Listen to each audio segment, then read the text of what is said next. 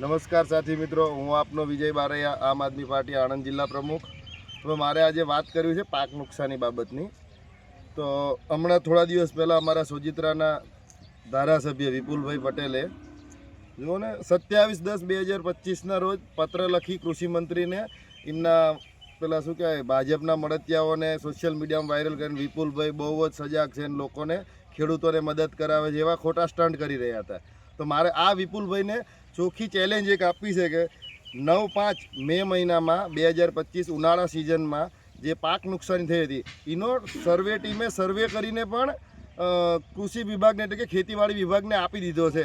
તો એ મે મહિના 2025ની વળતર આજ દિન સુધી સિંગલ ખેડૂતને મળ્યું નથી. તો વિપુલભાઈ ખાલી કાગળ લખીને આવી ફાંકા ફોજદારી બંધ કરો, ખેડૂતોને જે જરૂર છે એ કામ કરાવડાવો. અને અત્યારે તમે એક ધારા ચોટ્યા છો બધે ખાતમુહૂર્ત કરવા માટે.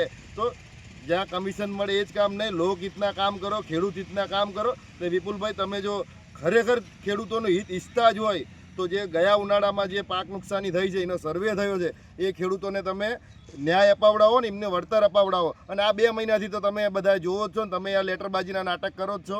તો દરેક મિત્રોને જણાવવાનું કે આ ભારતીય જનતા પાર્ટી અને આ વિપુલભાઈ કોઈ ખેડૂતની લાગણી ધરાવતા નથી.